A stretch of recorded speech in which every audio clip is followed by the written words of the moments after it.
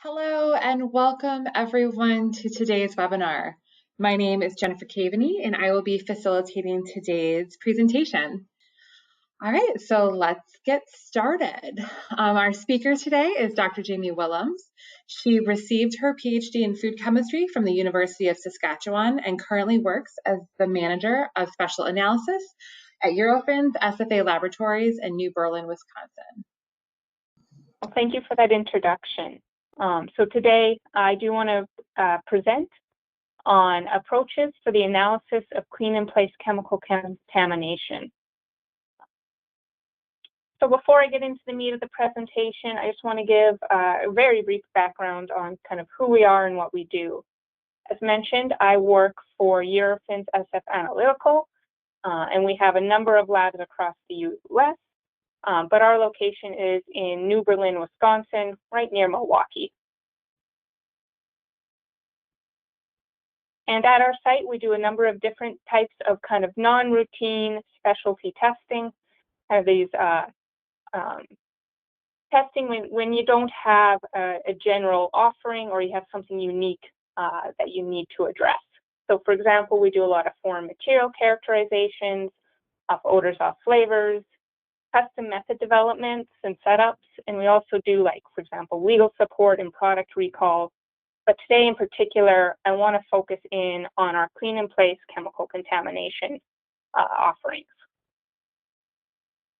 So if you're here watching this webinar, I imagine you're familiar with clean-in-place as far as an approach to cleaning systems. But just in case you're not, and to give some context for what I'm going to be talking about today, I want to go briefly kind of into why it's important in food, feed, and other related products. So I'm sure you're aware, but cleaning is very critical in these systems to prevent, for example, microbial contamination, foodborne illness, cross-contamination between products, for example, if you're worried about allergens, or even just quality and flavor issues. And so traditionally, when we're looking at these large production systems, the traditional way of cleaning them would be to fully disassemble them, manually clean all the pieces, and then reassemble the system. And as you can imagine, this is quite a time and labor-intensive process. Additionally, this process also kind of limits the size of the equipment, as you have to be able to move the pieces, take them apart, and a person needs to be able to reach into all the different components. So for example, a tube can only be so long because someone needs to be able to get a brush in there, or a tank can only be so tall as an average person needs to be able to reach the top or the sides of it. And so another approach to cleaning these types of equipment is called clean-in-place. And this is an automated approach that allows cleaning to occur without major disassembly of the system. So traditionally, what occurs is you would have a series of cleaning solutions that are run through the equipment in order to kind of remove dirt and grime, kill microorganisms, sanitize, and so on. And typically, you'd have a process that uses multiple cleaners in conjunction with each other. So you might flush with water, then an acidic cleaner, then water, and then a disinfectant, and then water. And clean-in-place process is beneficial as it reduces downtime and labor requirements. As mentioned, you don't have to completely disassemble everything. It improves worker safety as you don't have people moving large pieces around, dealing with sharp, for example, sharp blades, as well as it reduces worker exposure to the cleaning chemicals. And it also allows for larger production systems because you no longer have that requirement of someone having to be able to manually reach all the different parts of the system. And so in clean-in-place, various chemicals are employed depending upon a variety of factors. And just a really quick side note, I'm going to be using terms like clean-in-place chemical, clean-in-place solution, cleaners kind of interchangeably through this presentation. And while we are talking about contamination, which is undesirable, these chemicals aren't necessarily bad. Chemical often gets a pretty negative connotation in some places, but they have their purposes and their uses. We just don't want them in the finished product. And the exact clean in place process and the exact kind of which chemicals, which order, times, and temperatures is very specific to the particular product in the particular system in question. For example, you would choose a different type of cleaning if you're working with a carbohydrate or a sugar-based product versus a fatty product. Sugars are fairly water-soluble, while fats are not. So you would choose or design your process depending upon factors such as the type and amount of soil buildup, the type of materials being cleaned. Are you working with a metal versus plastic type system? Local environmental regulations can impact what's available. Costs are obviously a big deal, and so on. And so as mentioned, these processes can vary pretty wildly. But there are some common different classes of clean in place chemicals. And these include acidic cleaners. So for example, phosphoric acid, citric acid, acetic acid, and these are often used to dissolve inorganic materials such as mineral deposits and scale buildup. It can be used for also cleaning some organic materials as well. Another common class are the caustic or basic cleaners, such as potassium hydroxide and sodium hydroxide, often used to dissolve organic soils. For example, they can help saponify fats, making them easier to rinse out of a system. Chlorine-based cleaners can be used to target enzymes and sometimes antimicrobial, can be used to target proteins and antimicrobial properties. Enzymes can be used to target very specific types of soil or build up. Disinfectants and sanitizers to reduce the microbial load of a system. Sequestrants and chelators, these bind metals.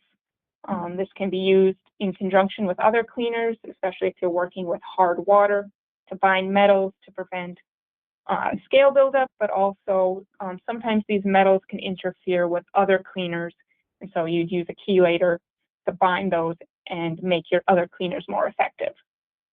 Surfactants act like a soap in order to help emulsify the soil into solution and penetrate some thicker soil and deposits, and of course solvents for various cleaning. And often when we're dealing with clean in place cleaners, they are often a mixture of different components. Sometimes you'll get one that is just a dilute solution of, for example, sodium hydroxide, but in other cases you might have a combination of a disinfectant with a surfactant in order to help penetrate thicker soil buildup alongside a sequestrant or a chelator to prevent metals from interfering. And so, as I mentioned, clean in place chemicals are a critical component of consumer safety in food and beverage, cosmetic, feed, nutraceutical, and related production, as they help ensure our foods are free from microbial contamination and other forms of contamination. However, unfortunately, issues during processing, such as insufficient rinsing, can lead to the contamination of products. And this can result in safety concerns as well as quality concerns.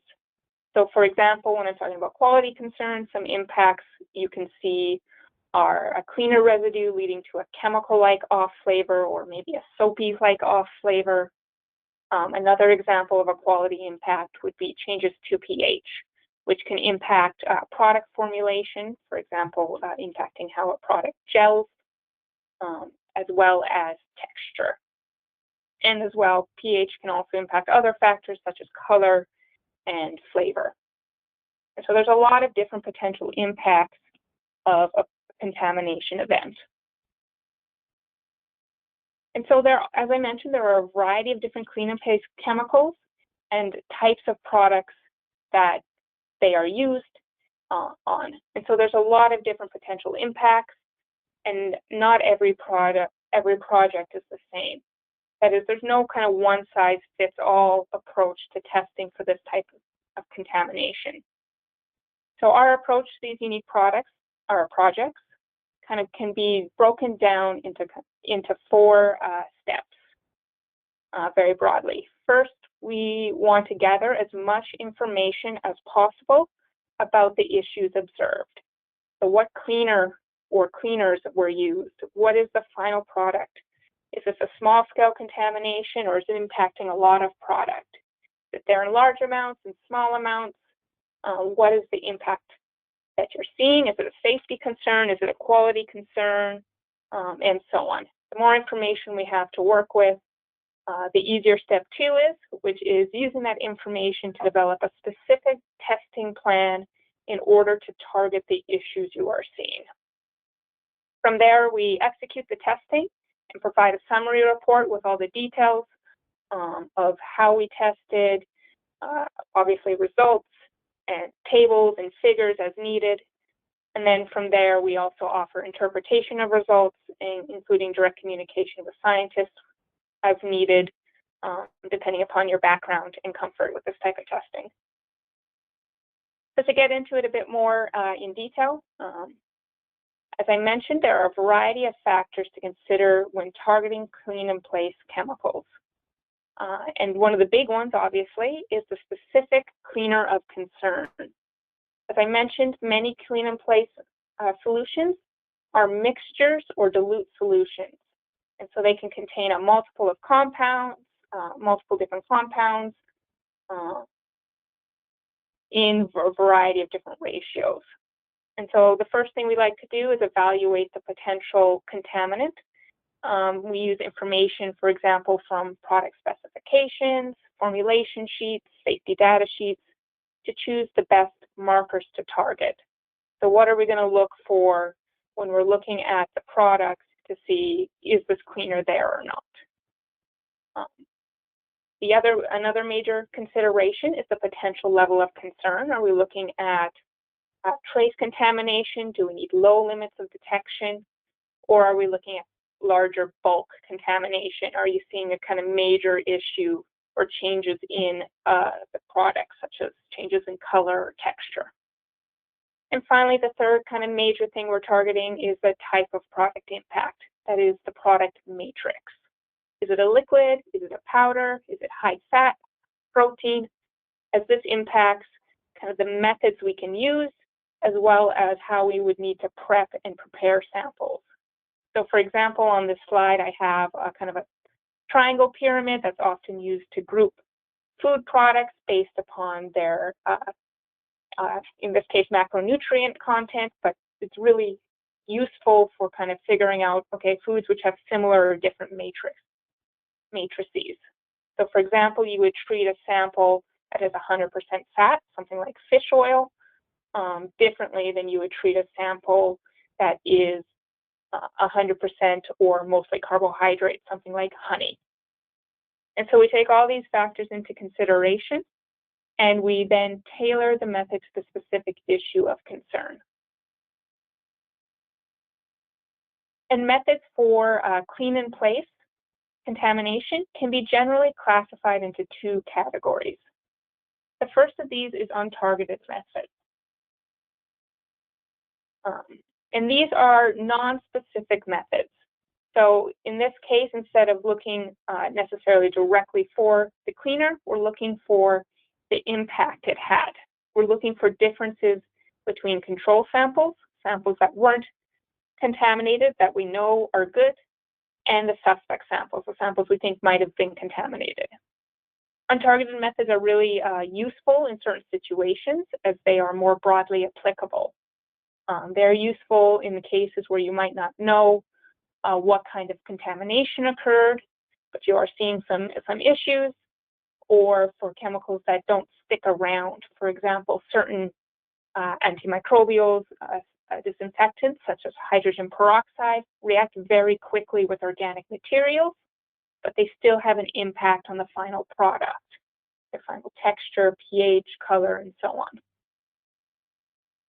And we have some examples of untargeted methods we use include things like pH and acidity, screening for metals such as sodium, potassium, iron, and so on, anion screening using ion chromatography to look for example, phosphate in terms of phosphate buffers or chloride ions.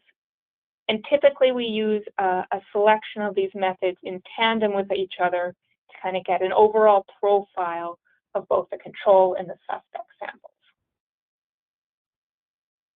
And then the other kind of big group of methods that we use are more targeted methods.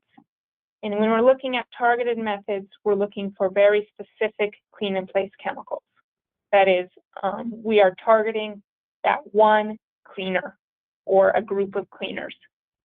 Targeted methods are nice because they have generally lower limits of detection when compared to untargeted methods, but they are also more complex in execution. That's because a lot of these cleaners we're looking for don't have already available methods in these products. That is, we often have to do custom method development to look specifically for these cleaners or markers of these cleaners. And I'm not going to get into too much detail on the actual method development part, as that's a bit beyond the scope of this webinar. But we do have another webinar in a couple months here where we will talk in detail about method development if that's something you're interested in. But some examples of targeted methods include custom methods developed by high-performance liquid chromatography with mass spectrometry, or gas chromatography with flame ionization detection or mass spectrometry. And so we would select a method depending upon, do we know we have specific markers that we're looking for, or are we looking for more general impacts? Yeah, so there's a lot of different things you can observe when you have a clean-in-place contamination issue.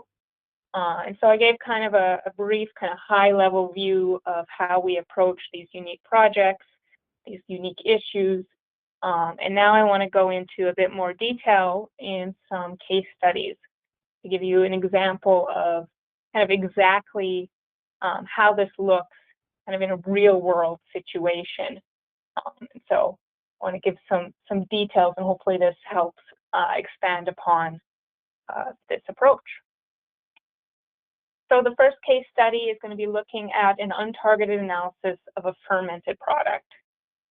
So there was a producer, they were making a fermented product, and they noticed one of the batches of material was behaving, as they said, oddly during production. And when we asked them for a bit more detail, they said, well, the texture's off, it's not flowing like it normally does, and the fermentation seems to be a bit off. And they were worried that they had contaminated some of their equipment with cleaning agents between batches. And the batch before this and the batch after this were behaving normally. And so we got information on all the different cleaners that they were using. And unfortunately, the cleaners did not contain unique markers. They were mostly acids and bases. And so several different methods were used to evaluate samples for potential impacts. We analyzed a set of control samples that they knew were behaving normally and weren't contaminated alongside the suspect samples. And we screened these samples for anions to look for, like I said, the potential acids and bases anions, metals analysis to look for things like sodium, changes in levels of sodium, phosphorus, potassium, and other contaminants such as iron to compare between the two, the controls and the suspects. And finally, we also did a pH and acidity, where acidity measures kind of the total buffering capacity of the sample. And what we found was that the suspect samples showed significantly lower pH and acidity as compared to the controls. And so in this case, they likely had contamination with the caustic cleaner they were using, which was resulting in this lower pH, which was affecting how the product gelled and flowed, and was also impacting the fermentation, as you're now kind of in a different pH zone than you normally would like for their fermentation. So that was one example, kind of a general untargeted analysis, and another one where we kind of had two very specific issues. So in this case, we had a producer of a kind of a fruity beverage, and they noted, one, a distinct discoloration of their two of their products. So on the bottom, I have pictures of the control and suspect samples. They had kind of a red fruity beverage and an orange fruity beverage. And you can see in the red, there is some discoloration. It's much darker in color, kind of a burgundy brown color versus the bright red that they wanted. And it's even more obvious in the orange, which was a much kind of had a green discoloration to it. And they actually tasted these samples. I probably wouldn't have based on the discoloration, but they tasted these samples and they had a notable chemical or off flavor. Unfortunately, they weren't sure on what the potential contaminants would be, so we took kind of two approaches to target the two major complaints they had. So first was this discoloration, and for that, we screened for common food colorants using a liquid chromatography with UV detection method. As they knew they were adding food colorants to these products. There were the specific ones, but we wanted to see if there was, maybe some cross-contamination or other issue there. And then to address the off odor and off flavor, we did a volatile, untargeted volatile screen using gas chromatography with mass spectrometry. And what we found was really interesting. First, with the discoloration, when we looked for these food colorants, as expected, the red control and the red suspect both contained Allura red, a common red food colorant, which they knew they were adding. And the orange control and orange suspect both contained sunset yellow. And there was no kind of overlap between the two, which is what they would have expected for a normal product. However, what we found in both the red suspect sample and the orange discolored sample is both of these contained brilliant blue. And brilliant blue is another food-safe food colorant, but they weren't using this in either of their products, and so they did not expect to see it there. So the presence of brilliant blue is what was causing that weird coloration issue. And in addition, as I mentioned, we also looked at the off flavor profile using GCMS, and we found that the suspect samples contained solvents which weren't present in the control, most notably isopropyl alcohol, or IPA, which you wouldn't want to see in your sample, and it was found in both of the suspect samples and neither of the controls. And so this indicated that, one, they did have a contamination issue, and two, that the contaminant between the red product and the orange product was likely the same material as it contained, as both of the suspect samples contained the same contaminating substances, the same marker compounds. And they went back and they looked through all their clean-in-place chemicals, and they didn't find any that were supposed to contain brilliant blue or IPA. So this was likely contamination with a non-clean-in-place cleaner, as both brilliant blue and IPA are very common in household general cleaners. Think your window cleaner or your toilet bowl cleaner, or even something like a hand sanitizer. So using this information, they were able to go through their facility and look for any cleaners they had that contained brilliant blue and IPA as a source of this contamination. So that was two examples of kind of untargeted analysis. Now I want to give you some examples of some more targeted approaches. So in this case, a client had a chocolate protein product that they were concerned had been contaminated with a surfactant-containing cleaner. And they knew which cleaner that they were concerned about based on some of their internal processes. And so we obtained the SDS of the cleaner and looked at it to identify potential marker compounds. That is, we were looking for something we could target specifically to look for lower levels of this cleaner. And by looking at the SDS, we found there was a number of different chemicals involved in or included in this cleaner, and we chose one specifically, sodium xylene sulfonate, as the marker for a number of reasons. For one, it was its uniqueness. That is, it was only present in the one cleaner of concern. It's not something you would normally find in a food product, so its presence or absence is very indicative of the presence of this cleaner. So it being unique is really helpful, as well as its relative concentration. As I mentioned, a lot of cleaners are fairly dilute solutions. And so you want to choose something that's there with as much abundance as possible, as that'll help lower your detection limits. And finally, stability as compared to other cleaners. So, for example, you wouldn't want to target something that's going to react quickly and disappear. And in this case, because we were able to identify this compound using the SDS, a commercially available standard was available and was obtained. And we used this to develop a specific liquid chromatography mass spectrometry method and optimize that in the matrix in question. In this case, we use matrix match standards using an unflavored protein matrix to improve method performance.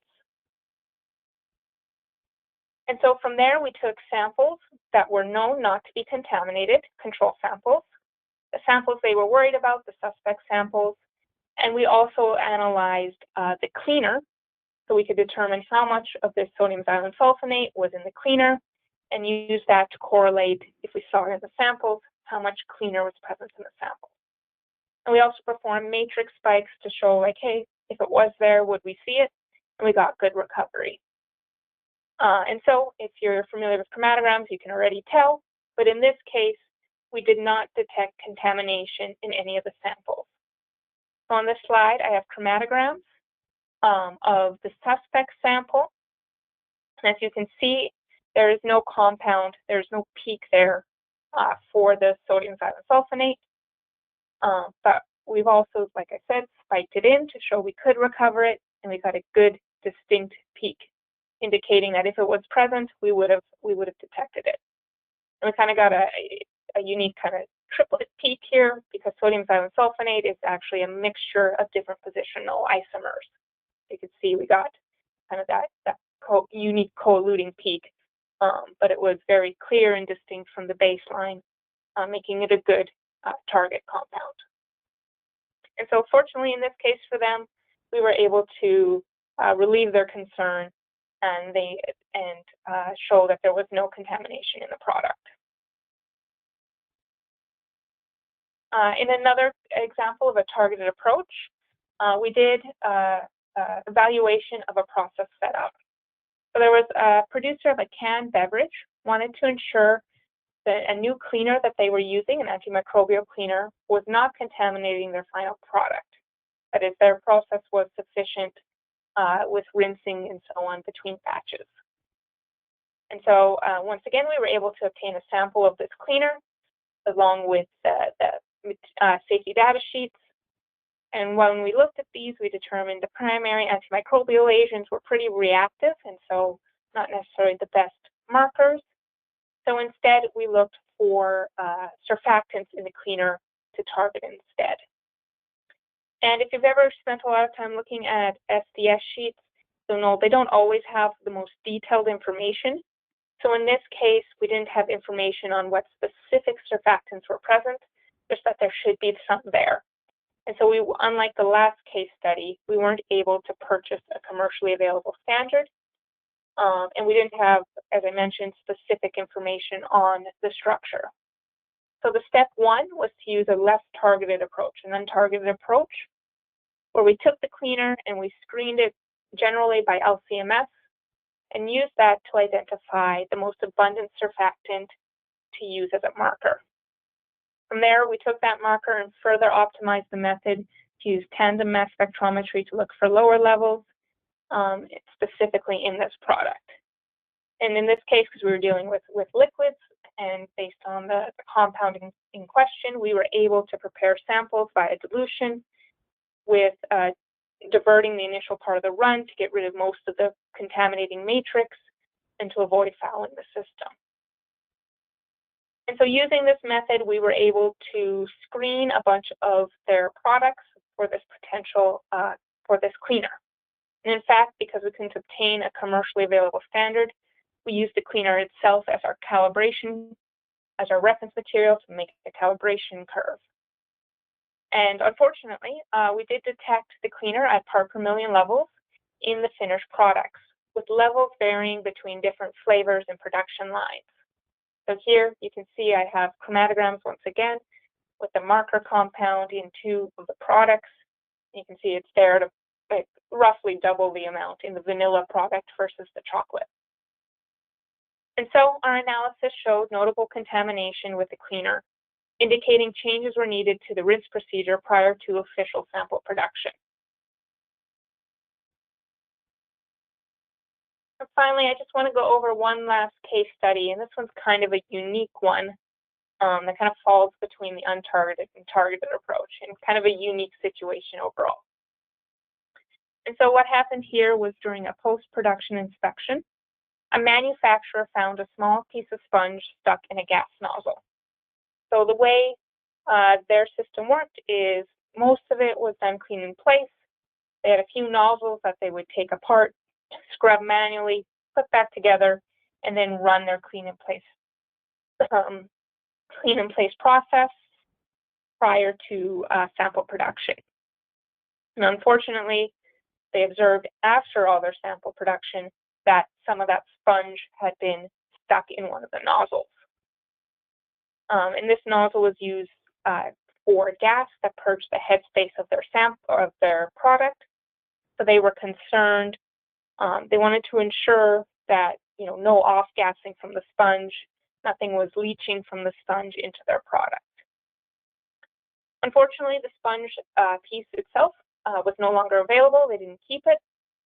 So what we did is we obtained a fresh sponge, the same type that they used, and we took that sponge alongside their clean-in-place process and mimicked it in our laboratory. So we tried to mimic as close as we could the times, temperatures, and chemicals they used in their clean-in-place to treat the sponge the same way it would have been treated prior to sample production.